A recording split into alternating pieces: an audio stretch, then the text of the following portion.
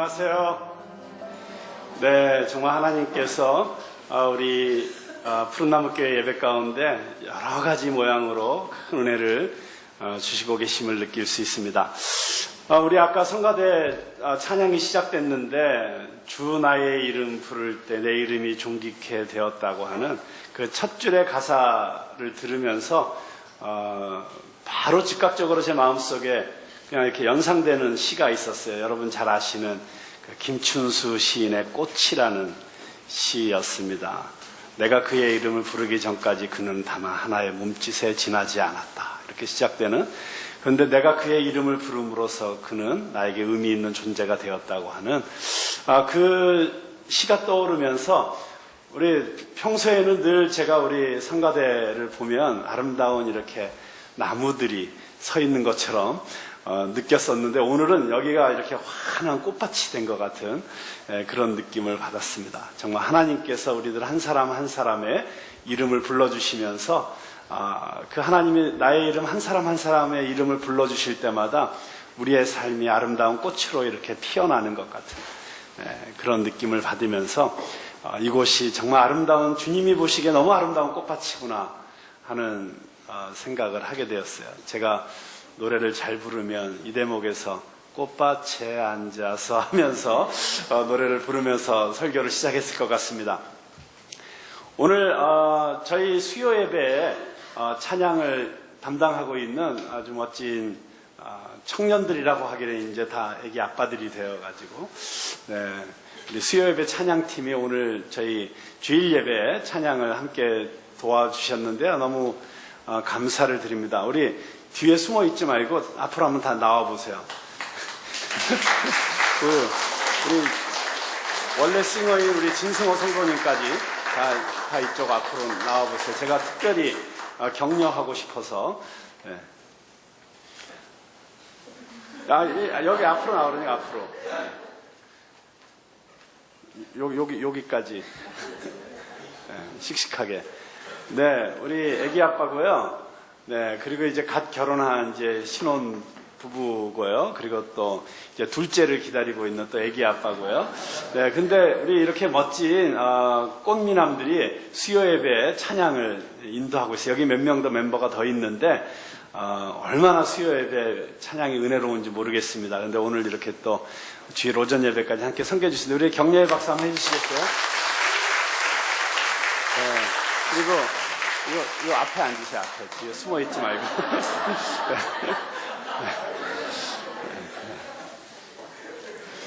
네, 우리 아까 그 새 가족 소개하는데 소개가 안 됐습니다만은 저희 교회에 아주 초창기부터 저희 교회를 위해서 기도해 주시고 또 교회를 위해서 정말 물심양면으로 후원을 아끼지 아니하셨던 우리 원영옥 집사님께서 미국에 거주하시다가 오늘 귀국하셔서 계시는 중에 저희 교회 예배드리러 오셨는데요. 우리 원영옥 집사님 잠깐 일어나시면 저희 감사와 환영의 박수 한번 드리겠습니다.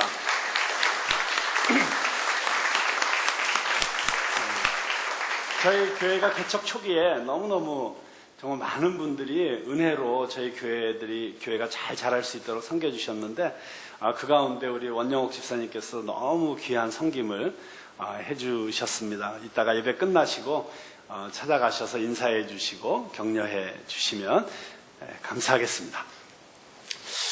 자, 오늘 저희들이 함께 들은 성경 본문의 말씀은 우리가 너무나 잘 알고 있는 변화산 이야기입니다. 예수님께서 특별히 사랑하시는 세 제자를 데리고 산에 올라가셨는데 그곳에서 정말 이 세상의 어떤 것으로도 그렇게 희게할 수 없을 만큼 어떤 탁월한 세제를 써도 그렇게까지 깨끗하고 하얘질 수 없을 정도로 예수님의 옷이 하얗게 변해서 빛이 나고 아마 그 빛은 그 예수님으로부터 뿜어져 나오는 빛이 옷을 통과하여 그렇게 느껴졌을 것이라고 생각이 됩니다. 그 영광스러운 장면을 보면서 베드로와 야고보와 요한이 거의 정신이 나갈 지경이 되어서 횡설수설하는 그런 아주 신비하면서도 재미있는 그런 이야기입니다. 자, 여러분, 우리가 마가복음이라고 하는 복음서를 보면요, 성경에 네 복음서가 있죠. 마태, 마가, 누가, 요한. 근데 네 복음서 가운데 가장 먼저 쓰여진 복음서가 마가복음입니다. 그래서 가장 마지막에 쓰여진 요한복음 같은 복음서는 굉장히 신학적으로 잘 다듬어져 있고, 그리고 굉장히 깊이 있는, 그리고 거의 시라고 느껴질 정도의 다듬어진 그런 문체를 가지고 복음서를 기록을 했습니다. 그래서 조금 좀 이지적이고 또 철학적인 사고를 하시는 그런 분들은 성경의 복음서를 대할 때 요한복음을 보면 훨씬 더 쉽게 마음이 열리고 막 빨려드는 것을 느낄 수가 있습니다. 그에 반해서 마가복음은 처음 기록된 복음서이기 때문에 그렇게 세련되게 다듬어지지도 않았고, 그리고 신학적인 어떤 주석이 많이 달려있지 않습니다. 그러나 그렇기 때문에 오히려 마가복음을 읽으면 읽을수록 오히려 그 날것의 힘이라고 할까요? 그냥 다듬어지지 않은 어떤 면에서는 조금 거칠고 투박한 표현이지만 그냥 예수님이 역사적으로 이 땅에 계셨던 그 모습을 있는 그대로 거칠게 기술해 나갔기 때문에 오히려 생생하게 예수님의 모습을, 그리고 예수님이 이 땅에 계실 때 어떠한 삶을 사셨는지를, 그리고 예수님이 어떠한 분이신지를 우리에게 더 직접적으로 강력하게 전달해주는 그런 복음서라는 생각이 듭니다. 그래서 저는 신앙생활을 처음 시작하시는 분들에게는 꼭 마가복음을 먼저 읽어보실 것을 권고해 드립니다. 그리고 마가복음을 한 번 읽고 끝나는 것이 아니라 시작부터 끝까지 반복해서 처음에는 1장부터 16장까지, 또 두 번째 읽을 때는 16장부터 거꾸로도 한번 읽어보시고, 아무튼 마가복음을 여러 번 읽으면 우리는 그 마가복음 안에서 예수님이 누구이신지, 그리고 예수님은 무엇을 위해서 사셨는지, 예수님은 돈에 대해서는 어떤 생각을 가지고 계셨는지, 예수님은 인간관계에 대해서는 어떤 생각을 가지고 계시는지, 예수님께서는 세상의 권세와 권력자들에게 어떻게 대하셨는지, 예수님은 죄인들에 대해서는 어떻게 대하셨는지, 이런 것들을 너무나도 생생하게 접할 수가 있게 됩니다. 그래서 예수님이라면 이럴 때 어떻게 하셨을까? 예수님이라면 이런 상황 속에서 어떤 판단을 하셨을까? 이런 가치의 기준을 우리에게 제공해 줄 수 있는 너무나도 귀한 복음서라고 생각을 합니다. 자, 그런데 그래서 이 마가복음은 가장 짧습니다. 복음서 가운데 16장밖에 되지 않는데요. 이 16장이 정확하게 두 부분으로 나뉘어져 있습니다. 1장부터 8장까지가 전반부고요. 9장부터 16장까지가 후반부라고 할 수 있습니다. 근데 전반부와 후반부의 주제가 아주 선명하게 대비되어 드러나고 있습니다. 자, 마가복음 1장 시작부터 바로 천국 복음을 외치시는 예수님의 사역과 그 천국의 복음, 하나님의 나라가 이 땅에 임했을 때 나타나는 현상들이 예수님이 가는 곳마다 나타나면서 병자들이 고침을 받고 귀신 들린 자들에게서 귀신이 쫓겨나가고, 그리고 심지어 바다와 바람까지도 예수님의 명령에 잠잠해지는 이런 사건들이 계속해서 일어나게 되죠. 그리고 그런 이야기들을 통해서, 그리고 떡 5개와 물고기 2마리로 5,000명을 먹이시는 기적이 일어나고, 그리고 뒤이어서 다시 한번 똑같은 기적이 일어나는 이런 일련의 사건들을 통해서 계속해서 이 마가복음은 어느 한 지점을 향해서 숨가쁘게 달려가고 있는 모습을 보게 됩니다. 그리고 마가복음 1장부터 8장의 전반부가 의도했었던 그 정점, 클라이막스라고 할 수 있는 그 메시지는 무엇이냐면 바로 8장 마지막 절에 나오는 예수님께서 제자들에게 사람들이 나를 누구라고 하느냐라고 물으셨을 때 사람들이 예수님을 엘리야라고 합니다. 어떤 사람은 죽었던 세례 요한이 다시 살아난 자라고 합니다. 어떤 사람은 선지자라고 합니다. 라고 하는 이런 여러 그 당시 사람들의 여론을 이야기하게 되죠. 그때 예수님께서 제자들에게 다시 물으시죠. 사람들의 의견이 중요한 것이 아니고 나와 함께 3년을 다닌 너희들이 가장 가까이서 나를 지켜본 너희들은 나를 누구라고 하느냐. 이렇게 물으셨을 때 제가 제일 좋아하는 제자, 운명적으로 저와 쌍둥이처럼 아이덴티티를 느끼게 해주는 베드로가 과감하게 대답하죠. 주는 그리스도이십니다. 주는 그리스도이십니다. 그것은 무슨 말입니까? 주님이 구세주이십니다. 메시아이십니다. 지금까지 우리가 그토록 기다렸던 우리를 죄에서 구원해 주실, 우리의 모든 죄와 저주와 영원한 지옥의 형벌로부터 우리를 건져주실 구세주이십니다 라고 하는 고백을 합니다. 자, 이 고백이 마가복음 전반부의 클라이막스이자 핵심적인 메시지라고 할 수 있습니다. 그렇습니다. 우리가 마가복음 1장부터 8장까지에서 발견하는 예수님은 어떤 예수님이십니까? 그분은 하나님이시면서 인간의 몸을 입고 오신 하나님의 아들이십니다. 그분은 우리에게 영원한 쉼과 안식을 주시는 분이십니다. 그분은 영원한 사랑이시고 우리에게 영원한 생명을 약속하시는 분이시고, 그리고 무엇보다도 그분은 우리의 구세주이시고 우리의 왕 되신 분이십니다. 그것이 바로 마가복음 전반부의 메시지였다고 할 수 있습니다. 자, 그렇다면 9장부터 16장까지는 그런 어떤 이야기가 어떤 주제를 가지고 있을까요? 그런데 그 왕 되신 예수님, 하나님과 동일하신 분이신 그 예수님, 그런데 왜 그분이 이 땅에 오셨는가 하는 것입니다. 그분은 이 땅에 오셔서 무엇을 하시기 위해서 오셨는가? 그것이 9장부터 이제 되어지는 이야기라고 할 수 있습니다. 놀라운 사실은 베드로가 예수님을 구세주라고 밝힌 그 순간부터 예수님은 즉각적으로 지금까지 한 번도 하시지 않으셨던 메시지를 전하시기 시작합니다. 그것은 바로 십자가였습니다. 내가 죽어야 한다는 것이었습니다. 내가 십자가의 고난을 받고 죽어야 부활한다는 이야기를 그때부터 하시기 시작하십니다. 마가복음의 그래서 후반부는 왜 십자가가 필요한지, 그리고 십자가의 목적이 무엇인지를 우리에게 밝혀주고 있습니다. 그래서 어떻게 보면 마가복음 1장부터 8장까지 정말 승리를 향해서 막 절정으로 치닫던 이 복음서의 가스펠 스토리가 갑자기 드라마틱한 반전을 이루어서 비극적이고 어두운 분위기로 톤이 바뀌게 되는 것이 바로 마가복음의 후반부입니다. 예수님은 자신의 사명이 무엇인지를 우리에게 밝혀주시고 있을 뿐만 아니라 그분을 따르는 것이 어떤 의미인지를 설명하기 시작합니다. 예수님께서 내가 십자가를 진다고 말씀하실 뿐만 아니라 그러기 때문에 나를 따라오는 너희들도 자기 십자가를 지고 나를 따라야 된다는 말씀을 하시고 계십니다. 그래서 우리가 예수 그리스도를 따르는 것의 특권뿐만이 아니라 그 예수 그리스도를 따르는데 우리에게 주어지는 그 대가가 무엇인지도 우리에게 가르쳐주고 있는 것이 마가복음의 후반부라고 할 수 있습니다. 그분이 십자가를 지셨기 때문에 우리도 십자가를 져야 합니다.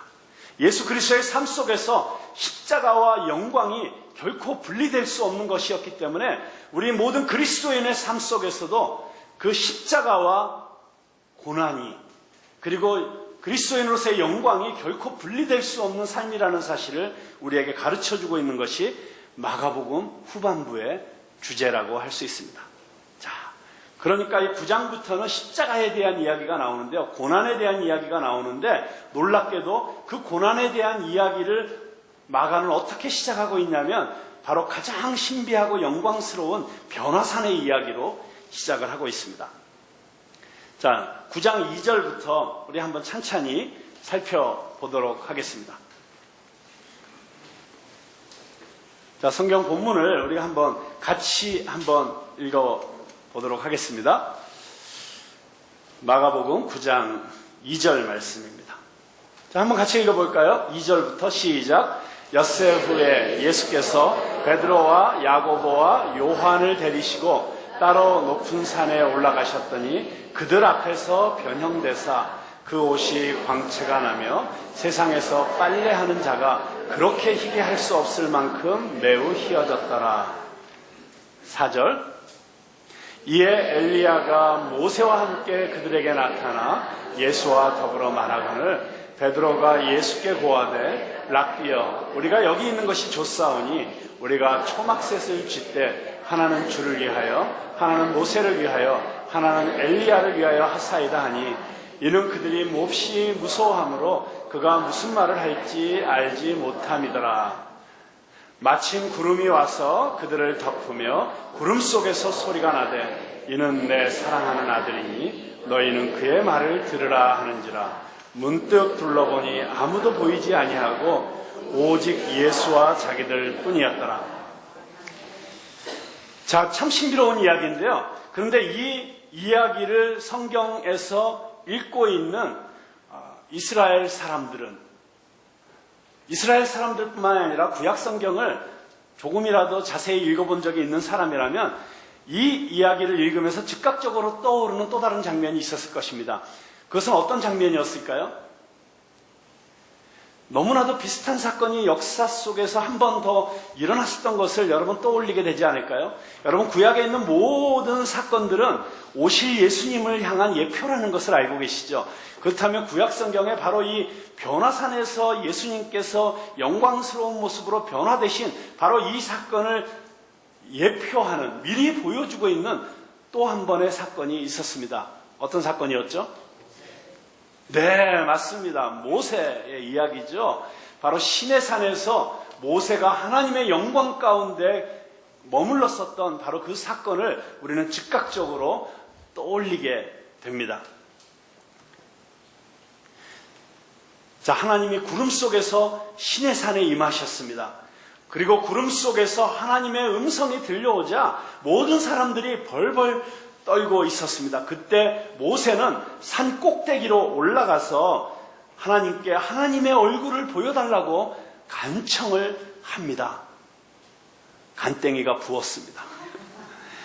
그 간땡이가 부은 모세에게 하나님께서 이렇게 말씀하십니다. 내가 내 얼굴을 보지 못하리니 나를 보고 살 자가 없음이니라. 어떻게 감히 죄인된 모세가 하나님의 얼굴을 보여달라고 주의 영광을 내게 보여주시옵소서라고 감히 이야기할 수 있었단 말입니까? 하나님께서는 출애굽기 33장 19절에서 23절에서 기록된 말씀 가운데 이렇게 말씀하시고 계십니다. 내 영광이 지나갈 때, 하나님의 영광이 이제 지나가게 될 것입니다. 그럴 때 내가 너를 반석 틈에 두고 내가 지나도록 내 손으로 너를 덮었다가 손을 거두리니. 왜 그러셨습니까? 하나님의 영광을 직접 얼굴로 대하여 보면 누구도 살아남을 자가 없었기 때문에 하나님께서 그 손으로 모세를 가리워 주시겠다는 이야기를 하신 것입니다.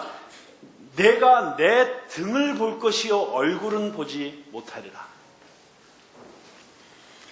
자, 모세는 하나님의 영광을 직접적으로 볼 수 없었습니다. 하지만 하나님의 영광 근처에만 머물다 왔는데도 어떤 일이 일어났죠? 모세의 얼굴이 하나님의 영광의 빛을 반사해서 그 얼굴 빛을 보고 사람들이 까무라치고 놀라고 거꾸라지는 사건들이 일어났기 때문에 그 얼굴을 수건으로 가리고 내려올 수밖에 없었다고 성경은 기록하고 있습니다. 자, 그런데 이제 수세기가 지나서 또 다른 산에서 하나님의 영광이 지금 다시 나타나고 있는 것입니다. 그 눈부신 광채 때문에 예수님의 옷이 세상에서 빨래하는 자가 어떤 탁월한 세제를 쓰더라도 그렇게 희게 할 수 없을 만큼 매우 희어졌다고 성경은 기록하고 있습니다. 자, 산꼭대기에 구름이 덮였습니다. 그리고 구름 속에서 음성이 들려옵니다. 심지어 모세까지 직접 출연했습니다. 자, 여러분, 출애굽기에서 있었던 그 신의 사건이 그대로 재현된 것입니까? 아니죠. 비슷하긴 한데 여러분, 이 출애굽기의 사건과 마가복음의 이 변화산의 사건에는 아주 결정적인 차이가 있습니다. 어떤 차이가 있을까요? 네? 여러분, 출애굽기의 시내산 사건과 마가복음의 변화산 사건에는 어떤 결정적인 차이가 있을까요? 한번 생각해 보세요. 어떤 차이점이 있는지. 결정적인 차이점은 이것이죠. 모세는 달이 태양의 빛을 반사하듯이 하나님의 영광을 반사했습니다. 그렇지만 예수님께서는 하나님의 지극한 영광을 스스로 만들어내셨습니다. 여러분, 엘리야나 모세 같은 선지자들은 하나님의 영광을 가리키는 사람들이었습니다. 그러나 예수님은 하나님의 영광을 가리키시지 않았습니다. 예수님은 인간의 모습을 한 하나님의 영광 그 자체이셨습니다. 그래서 히브리서 기자는 히브리서 1장 3절에서 이런 표현을 합니다. 이는 하나님의 영광의 광채시요 그 본체의 형상이시로다. 또 시내산에서는 일어나지 않은 일이 여기서는 일어났습니다. 어떤 일이 일어났습니까? 베드로와 야고보와 요한이 바로 그 하나님의 영광을 보고서도 그 하나님의 영광의 면전 앞에 있었으면서도 죽지 않았습니다. 시내산에서 하나님은 구름의 형태로 강림하셨습니다. 여러분, 이것을 구약성경에서는 쉐키나의 영광이라고 그렇게 얘기합니다. 쉐키나, 하나님의 영광. 여러분, 대제사장이 이스라엘 백성들의 죄를 대속했던 그 지성소에 하나님의 영광이 임할 때 그 쉐키나, 영광의 빛이 성막으로부터 뿜어져 나왔다는 사실을 여러분 성경을 통해서 기억하고 있지 않으십니까? 그리고 하나님은 구름 가운데서 말씀하셨습니다. 하나님의 직접적인 임재였습니다. 그런데 이스라엘 백성들은 이런 하나님의 임재가 극히 자기들에게 위협적인, 위험한 일이라는 사실을 알고 있었습니다. 왜냐하면 나를 보고 살 자가 없음이니라. 하나님께서 그렇게 말씀하셨기 때문입니다. 하나님이 모세에게 하신 이 말씀은 신과 인간, 하나님과 인간 사이에는 무한한 격차가 있다는 사실을 말해주고 있습니다. 너희는 나의 실제를 감당해낼 수가 없다. 너희는 나의 거룩함과 영광을 견디어낼 수가 없다. 여러분, 그렇죠. 그 하나님의 영광의 무게가 너무나도 크기 때문에 그 무거운 무게를 우리는 감당해낼 수가 없는 것이죠. 하나님의 그 영광의 빛이 너무나도 밝기 때문에 그 밝은 빛 앞에서 우리는 견디어낼 수가 없는 것이죠. 그래서 하나님의 그 영광 앞에 서면 우리는 두려워할 수밖에 없습니다. 이것이 예수님께서 변화되신 이 변화산에서 베드로가 두려워했던 이유였습니다. 아니, 베드로 아니라 누구라도 그렇게 혼비백산에서 두려워할 수밖에 없었을 것입니다. 자, 그래서 마가에 따르면 베드로는 너무나도 무서운 나머지 자기가 무슨 말을 하는지도 몰랐어요. 더듬거리면서 뭔가 얘기를 했는데 자기가 무슨 소리를 했는지도 몰랐어요. 그런데 굉장히 중요한 얘기를 했습니다. 그가 더듬거리면서 한 말은 이것이었습니다. 락비여, 우리가 여기에 초막 셋을 쥐때 하나는 주님을 위하여, 하나는 엘리야를 위하여, 하나는 모세를 위하여 지었으면 좋겠습니다. 자, 여러분, 이게 무슨 말일까요? 도무지 이해가 안 되는 말이에요. 베드로도 제정신이 아닌 가운데서 얘기했겠지만 이 이야기를 듣는 우리도 왜 거기다 초막셋을 짓자고 했을까? 베드로는 하나님의 영광이 임할 때, 그리고 너무나도 신비하게 이미 수세기 전에 이 땅에 살다가 죽었던 모세와 엘리야가 나타나서 예수님과 대화하는 이런 환상적인 장면을 바라보면서 두려움에 압도당해 있었는데 왜 거기다가 초막셋을 짓자고 했을까요? 그게 무슨 뜻일까요? 그게 너무 아름답고 너무 황홀해서 내려가기 싫어요. 그냥 우리 여기 살아요. 그런 뜻으로 했을까요? 그렇게 막 베드로가 좋아하기엔 거긴 너무나 두려운 장소였었는데요. 여러분, 베드로가 했던 이 말의 진정한 의미를 밝혀주는 키워드는 바로 이 초막이라는 단어입니다. 여러분, 여기 베드로가 썼던 초막이라는 단어는 헬라어로 태버너클, 성막이라는 뜻입니다. 성막을 지칭할 때 썼던 단어와 똑같은 단어를 썼습니다. 그러니까 다시 말하면 여기다가 성막을 짓자는 것이었어요. 성막. 그것도 3개씩이나. 왜 그랬을까요? 여러분,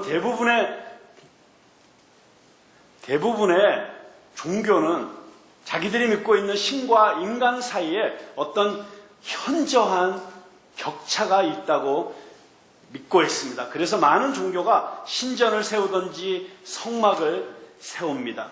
보통 인간은 이 신의 임재를 견뎌낼 수 없기 때문에 이 신전 안에만 하나님의 영광을 가둬두고 싶은 것이죠. 이 안에 제한시켜 놓고 싶은 것이죠. 그리고 그 안에서 신과 인간 사이의 중재자인 제사장이 희생 제물을 바치고 제사의식을 행하는 것입니다. 그래서 하나님의 영광이 시내산에 임한 다음에 이스라엘 백성들이 성막을 짓지 않습니까? 따라서 베드로의 말을 우리가 그 뜻을 진정으로 해석하자면 이런 말이라고 할 수 있습니다. 우리를 하나님의 이 거룩하신 임재로부터, 하나님의 이 거룩하신 영광으로부터 우리를 보호해 줄 성막이 필요합니다. 그런데 그렇게 베드로가 이야기했을 때 그때 즉시 구름이 나타나서 예수님과 모세와 엘리야를 덮었습니다. 그리고 그 쉐키나 영광의 구름 속에서 하나님께서 말씀하시는 음성이 들려왔습니다. 이는 내 사랑하는 아들이니 너희는 그의 말을 들으라. 자, 베드로와 야고보와 요한은 이 놀라운 하나님의 영광 속에 있었지만 죽지 않았습니다. 왜 그랬을까요? 바로 그 다음 절에 그 답이 나와 있습니다. 문득 둘러보니 아무도 보이지 아니하고 오직 예수와 자기들 뿐이었더라. 여러분, 이 이야기가, 이 진술이 너무나도 중요한 복음의 핵심을 우리들에게 말해주고 있는 것입니다. 그들이 왜 그 하나님의 영광 가운데 있었어도 죽지 않았을까요? 왜 그 하나님의 임재 가운데 있었음에도 죄 많았던 그들이 죽지 않았을까요? 바로 예수님 때문이었습니다. 예수님이 그곳에 계셨기 때문입니다. 그리고 이 이야기를 통해서 예수님이 어떤 분이신지, 어떤 일을 하시려고 하는지를 우리들에게 보여주고 있는 것입니다. 예수님은 더 이상 성전과 성막을 필요 없게 만드신 궁극의 성전이십니다. 그리고 성막이십니다. 예수님은 더 이상 희생제물을 필요 없게 만드신 궁극의 희생제물, 단번에 드려지신 희생제물 어린 양이십니다. 모든 제사장에게 나아갈 방향을 보여주시는 궁극의 대제사장, 우리의 믿음의 대제사장, 바로 그분이 예수 그리스도라는 사실을 이 사건은 우리에게 보여주고 있는 것입니다. 여러분, 구름이 내려왔을 때 제자들은 죽지 않았을 뿐만 아니라 하나님의 영광에 둘러싸였습니다. 이 모습 속에서 우리는 마가복음의 시작 부분에서 예수님께서 세례를 받으실 때 아버지 하나님이 그 아들 되신 예수님에게 쏟아 부어주시는 그 사랑의 표현을 두 귀로 들었습니다. 여러분 기억하시죠? 예수님이 세례 받으실 때 하늘이 열리고 성령이 비둘기같이 임하면서 이는 내 사랑하는 아들이요 내 기뻐하는 자라. 그렇게 하나님의 마음이 쏟아 부어지셨던 것을 기억하는 제자들에게 다시 한번 똑같은 음성이 들려옵니다. 이는 내 사랑하는 아들이다. 그리고 갑자기 구름이 사라지고 제자들은 그 눈부신 광채가 사라진 산 꼭대기에서 어리둥절한 표정으로 서 있었습니다. 여러분, 이것이 무엇일까요? 이것이 바로 야고보와 베드로와 요한이 경험했던 예배였습니다. 여러분, 이 변화산의 이 사건은 우리에게 예배가 무엇인지를 보여주고 있는 것입니다. 예배는 우리가 영광 가운데 들어가는 것입니다. 하나님의 임재 가운데 들어가는 것입니다. 거기서 그 하나님의 음성을 듣는 것입니다. 거기서 그 하나님의 임재를 경험했기 때문에 하나님의 포옹하심, 하나님의 안아주심을 경험했기 때문에 정신이 없어지는 것이죠. 넋이 나가는 것입니다. 저는 우리 푸른나무교회 예배가 바로 이 변화산의 예배가 되기를 주님의 이름으로 축원합니다. 여러분, 이곳에 오셔서 예배 드릴 때마다 이곳에서 하나님을 경험하실 수 있게 되기를 바랍니다. 여러분, 이것이 예배입니다. 예배란 무엇입니까?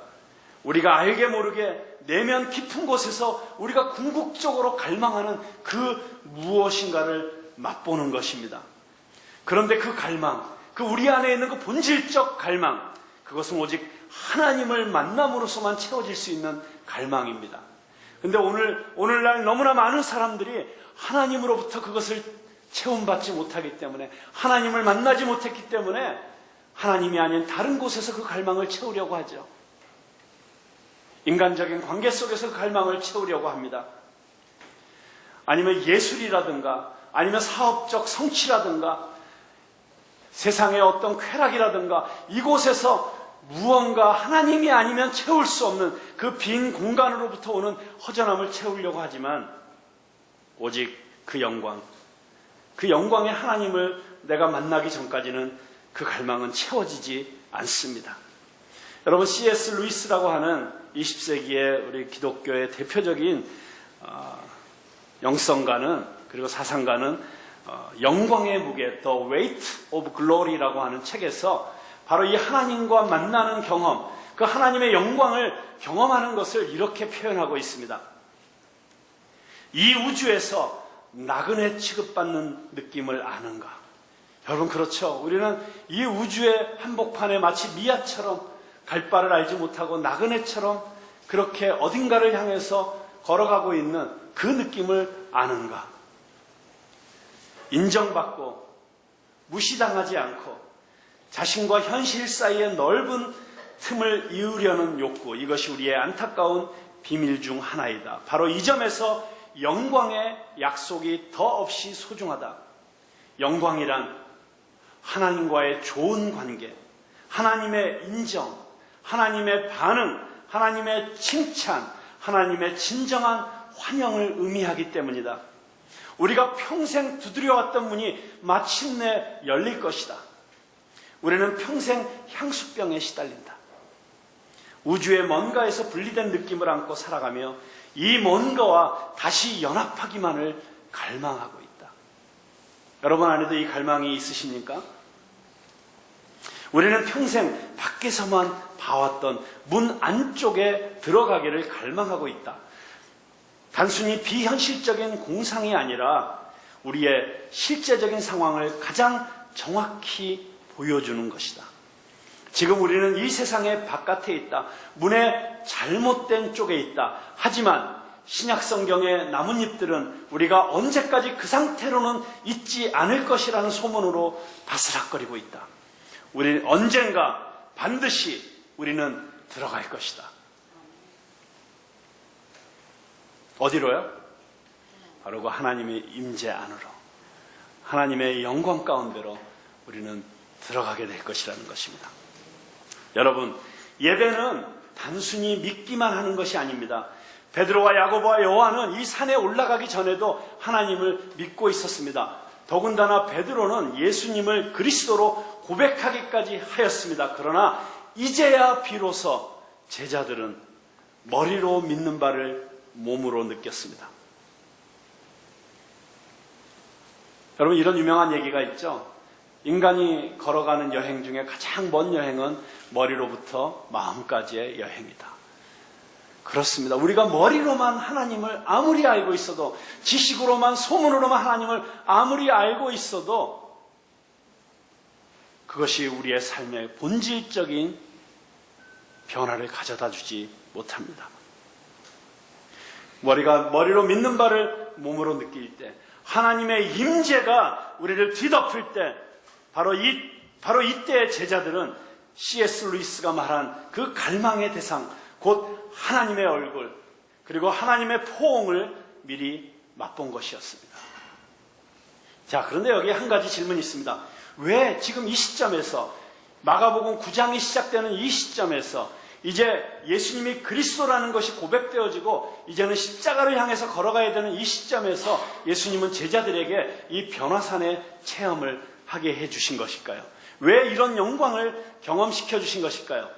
자, 본문이 시작되는 마가복음 9장 2절에는 엿새 후에라고 되어 있습니다. 이 엿새 후에는 언제로부터 엿새 후일까요? 네, 바로 마가복음 8장 마지막 부분, 베드로가 예수님을 그리스도라고 고백한 이후 엿새 후에입니다. 자, 이 놀라운 고백을 받고 예수님께서는 제자들에게 자신이 구세주가 되기 위해서는 십자가에서 죽어야 한다는 사실을 말씀하십니다. 그러면서 너희들도 나의 십자가를 지고 나를 쫓아야 한다고 말씀하셨습니다. 그렇습니다. 주님과 제자들 앞에는 십자가의 길이 있었습니다.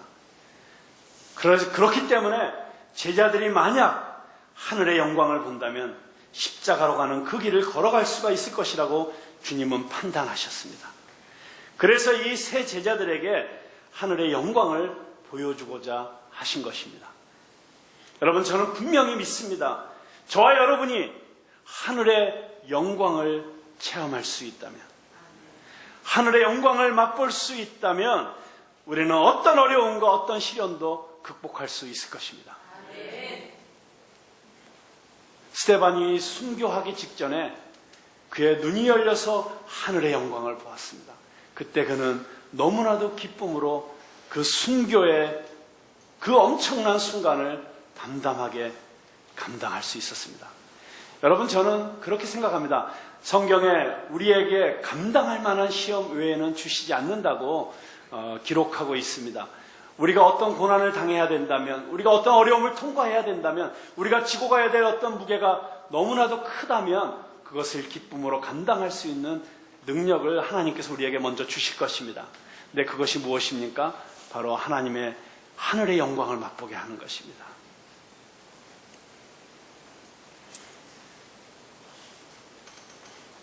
마가복음의 첫머리에서 예수님께서 세례를 받으실 때 성령이 비둘기처럼 내려와서 예수님을 더욱 강하게 하여 가르침과 치유의 사역을 준비시켜 주셨습니다. 그런데 이제 이 변화산에서 아버지께서 직접 그분의 임재, 그 임재는 빛으로 쉐키나의 영광으로 그리고 음성으로 나타났습니다.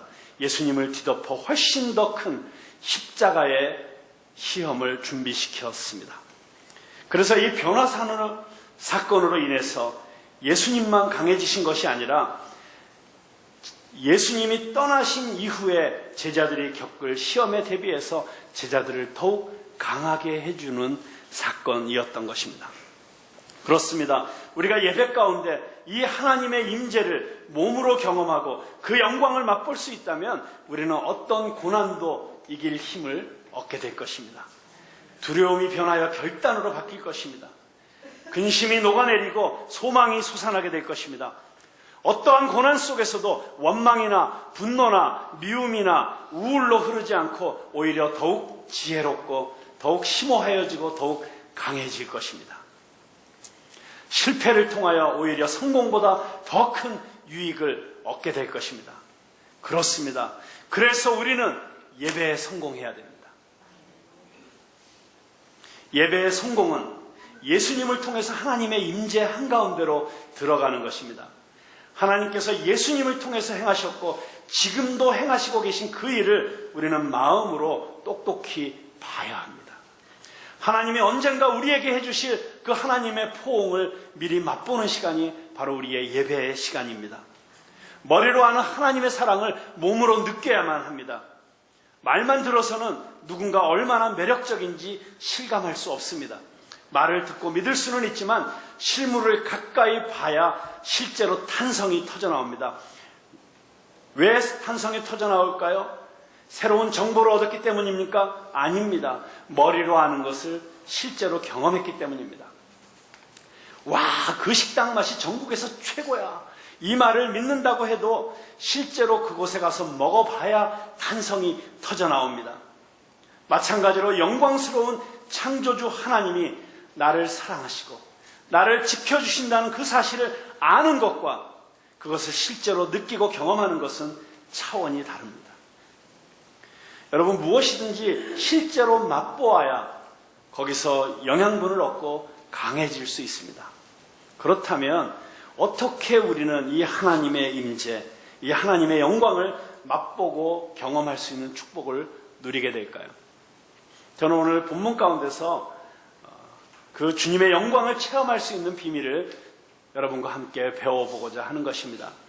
첫째로 우리는 주님과 함께 있는 것을 배워야 합니다.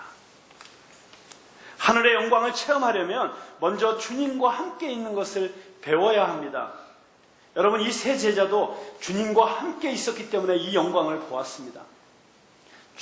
주님을 졸졸졸졸 따라다닌 이 세 제자만 이 변화산의 영광을 볼 수가 있었습니다. 자, 그런데 여러분, 예수님께서 왜 제자들을 데리고 이 산에 올라가셨을까요?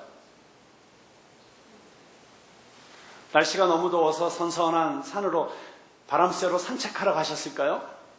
자, 누가복음 9장 28절에 보면 이 똑같은 변화산의 사건이 기록되어 있는데 예수님께서 기도하기 위해서 제자들을 데리고 산에 올라가셨다고 그렇게 기록되어 있습니다. 여러분, 이것이 너무나도 놀라운 비밀입니다. 기도 중에 주님의 영광을 체험할 수 있습니다. 기도가 무엇입니까? 기도에 대해서 많은 정의를 내릴 수가 있지만 기도에 대한 가장 아름다운 정의 가운데 하나는 하나님과 함께 하는 것입니다. 무엇을 달라고 하는 것이 기도가 아니라 제임스 휴스턴이라는 분의 책의 제목처럼 그 책의 제목은 기도인데 그 책의 부제는 하나님과의 우정입니다. 여러분, 기도는 하나님과의 관계입니다. 기도는 하나님과 함께 있는 체험입니다. 근데 여러분, 우정이라는 것, 애정이라는 것은 사랑하는 사람과 함께 있는 것입니다. 사랑하는 사람과 함께 있는 그 자체가 영광스러운 것이죠. 알렉산더 솔제니친이 쓴 이반 데비소니치의 하루라는 책이 있습니다. 그 소설책인데요. 그 책 가운데 주인공 이반은 러시아의 힘든 형무소에서 감옥살이를 하고 있습니다. 근데 너무 힘드니까 어느 날 벽에 기대고서 살짝 눈을 감습니다. 근데 옆에 있던 감옥의 동료가 순간적으로 이반이 지금 눈을 감고 기도하려고 한다는 사실을 알아챘습니다. 그래서 비아냥거리면서 이렇게 이반에게 말을 합니다. 야, 너 기도한다고 이 감옥에서 빨리 나갈 줄 알아? 어림없는 소리 하지 마. 네가 기도한다고 뭐 될 줄 알아? 그때 이반이 이렇게 대답을 합니다. 나는 감옥에서 빨리 나가게 해달라고 기도하지 않았어. 나는 하나님이 함께 해주시도록 기도했어. 내가 여기서 견딜 수 있도록 말이야. 하나님이 함께 해주신다면 견딜 수 있거든. 하나님이 함께 해주시도록 기도했다. 저는 이것이 기도의 아름다운 정의라고 생각합니다. 기도를 통해서 우리는 하나님과 함께 있는 것입니다. 그리고 하나님과 함께 있는 시간이 많아질수록 우리는 하나님의 영광을 체험할 수 있게 될 것입니다. 여러분, 그래서 여러분 너무 바쁘고 분주하시죠?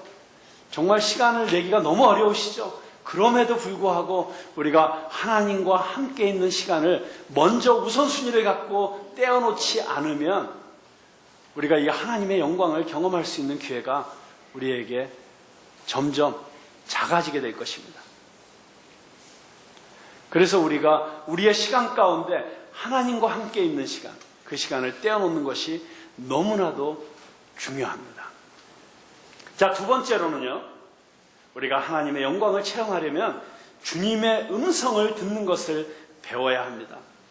자, 여기 그 하나님의 영광 가운데서 하나님의 음성이 들렸는데 뭐라고 하셨습니까? 이는 내 사랑하는 아들이니 너희는 저의 말을 들어라. 문득 둘러보니 아무도 보이지 아니하고 오직 예수와 자기들 뿐이었더라. 여러분, 참 상징적이고 우리에게 많은 것을 생각하게 하는 장면입니다. 여러분, 모세가 누굽니까? 모세는 바로 구약의 율법을 상징하는 인물이었습니다. 그래서 모세의 율법이라고 하지 않습니까? 자, 엘리야는 누구를 상징합니까?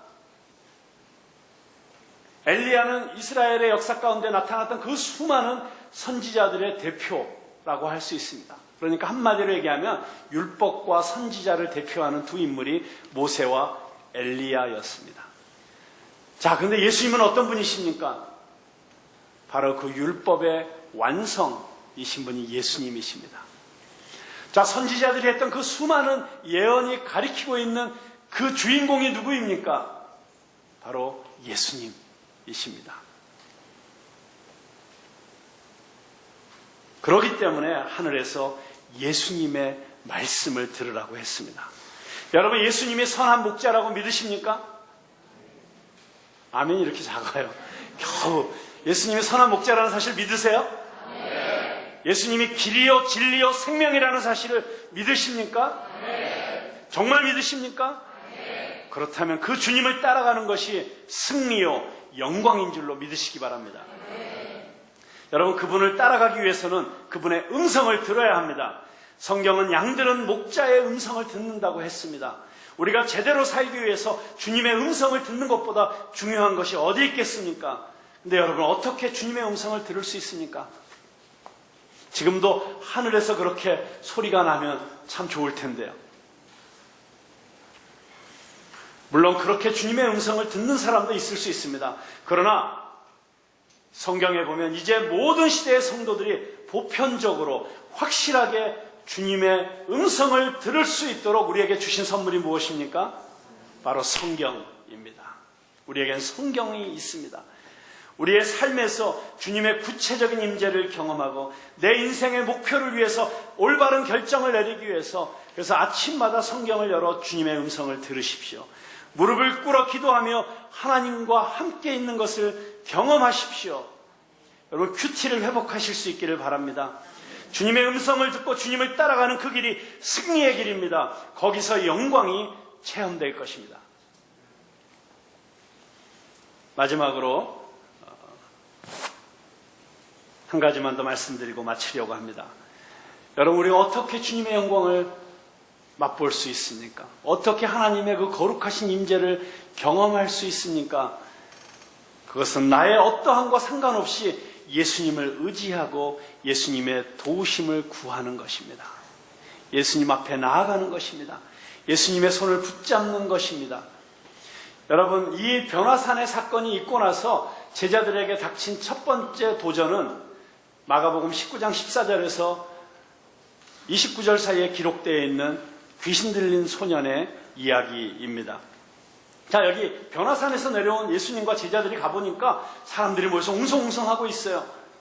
가보니까 어떤 소년이 있는데, 이 소년은 어렸을 때부터 귀신에 들렸는데, 어렸을 때부터 귀신이 이 아이를 죽이려고 불에다도 던지고 물에다도 던지고, 여러분, 그러니 그 부모의 심정이 어찌했겠습니까? 그리고 이 아이를 말도 못하게 하고 듣지도 못하게 하는 벙어리, 귀머거리가 되게 만들어버렸습니다. 귀신 들려서 그렇게 된 것이죠.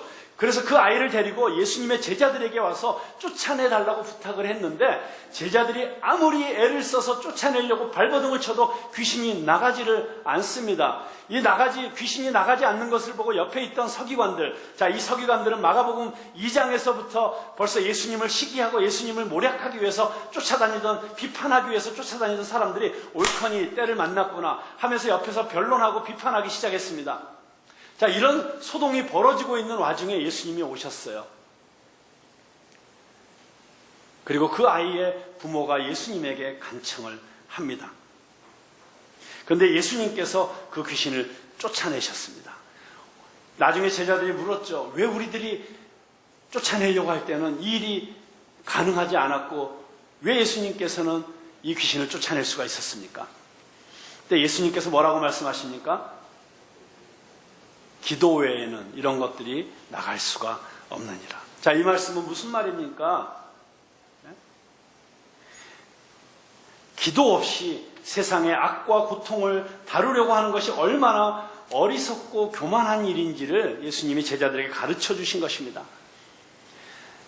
기도를 통해서 정말 이 세상의 악과 싸우고 이 세상의 공중권세 잡은 자와 싸울 수 있는 힘과 능력을 얻지 않고서는 우리는 절대로 이 영적 전쟁에서 승리할 수 없는 연약한 존재라는 사실을 알아야 되는데, 근데 제자들은 그 사실을 모르고 자기들의 힘으로, 자기들의 능력으로, 자기들이 좀 보고 배운 거 가지고 쫓아내 보려고 했지만 성공하지 못했었던 것이죠. 자, 이런 상황 속에서 유일하게 그 소년의 아버지가 예수님 앞에 겸손하게 나와서 요청합니다. 예수님, 할 수 있거든 제 아들을 치료해 주십시오. 예수님, 저 제자들이 저렇게 제 아들을 구해주려고 애썼지만 안 되는 걸 보니까 이제는 더 이상 희망이 없는 것 같은데, 그런데 혹시 예수님 하실 수 있다면 제 아들 좀 고쳐주세요. 제 아들 좀 살려주세요. 그때 예수님께서 뭐라고 말씀하십니까? 할 수 있거든이 무슨 말이냐? 믿는 자에게는 능치 못함이 없느니라. 그때 이 귀신 들린 아이의 아버지가 놀라운 고백을 하지요. 제가 믿습니다. 저의 믿음 없음을 도와주소서. 여러분, 이게 무슨 말이에요? 예? 제가 믿습니다 그래놓고 저의 믿음 없음을 도와주세요. 믿는 자에게는 능치 못함이 없다는 사실을 예수님으로부터 듣고 믿고 싶습니다. 그런데 안 믿어져요. 이 얘기잖아요. 믿습니다 고백했는데 다시 의심의 구름이 밑에서부터 막 피어 올라오고 있는 거. 어쩌면 우리의 모습과 이렇게 비슷합니까? 근데 여러분, 놀라운 사실은 이것입니다. 예수님께서 그 아들을 고쳐주셨습니다. 그 아이에게서 귀신을 쫓아내어 주시고 귀머거리 되었고 벙어리 되었던 그 아이가 듣게 되었고 말하게 되었습니다. 이게 얼마나 복된 소식입니까? 여러분, 예수님이 계시기 때문에 우리는 완벽하게 의롭지 않아도 됩니다. 자신의 나약함을 인정하고 이 아버지처럼 내 믿음 없음을 도와주소서, 내가 믿음이 없다는 사실을 인정하고 주님 앞에 나가기만 하면 되는 것입니다. 내가 그렇게 나의 부족함을 고백하고 하나님의 존전으로 나아갈 수 있는 그 근거는 예수 그리스도이십니다. 예수님께서 이렇게 말씀하실까요? 나는 인간의 몸을 입은 하나님의 영광이다. 그러니 내가 내 앞에 나올 때 내 마음을 청소하고 내 모든 죄를 고백하고 내 모든 의심을 없애라. 그렇게 더없이 깨끗한 마음으로 내게 오는 자만이 치유를 부탁할 자격이 있다. 여러분, 만약에 예수님께서 그렇게 얘기하셨다면 지금 이 자리에 나와 있으신 사람은 아무도 없어요. 그렇지 않습니다. 예수님은 전혀 그렇게 말씀하시지 않으셨어요. 오히려 소년의 아버지는 이렇게 말했습니다. 저는 믿음이 없습니다. 제 안에는 의심이 가득합니다. 제 도덕적인 영적 능력은 보잘것 없습니다. 그래도 저를 도와주세요. 이렇게 자신이 아닌 예수님을 의지하는 믿음이 바로 구원하는 믿음입니다. 우리에게 완벽한 의는 불가능합니다. 완벽한 의에 이를 때까지 기다리다가는 평생 하나님 앞에 설 수 없습니다. 자신이 의롭지 않다고, 도움이 필요하다고 인정해야 됩니다. 그럴 때 비로소 하나님 앞에 나가서 예배할 수 있게 됩니다. 여러분, 그런 마음으로 하나님 앞에 나아갈 때 하나님께, 예수 그리스도께서 두 팔을 벌려서 우리를 안아주시고, 내가 연약할 때 더욱 귀히 여겨주시고, 내가 죄 가운데 있을 때 나를 먼저 찾아와 주셔서 나를 사랑해 주신 그 예수님이 우리를 하나님의 영광 가운데 거할 수 있도록, 그 하나님의 영광을 맛볼 수 있도록 우리와 함께 해 주시는 것입니다. 저는 오늘 이 시간에 여러분들과 함께 기도하기를 원합니다. 여러분, 어떤 마음으로 이 자리에 나오셨습니까? 여러분, 하나님의 존전 앞에 나오면서 하나님의 거룩한 영광이 이곳에 임하면 나는 너무 두려워서 견딜 수 없을 것이라는, 혹시 그 하나님의 거룩하신 빛 앞에서 나의 부끄러움과 수치가 다 드러나질까 않을까 하는 그런 두려움을 가지고 혹시 이 자리에 나오셨습니까?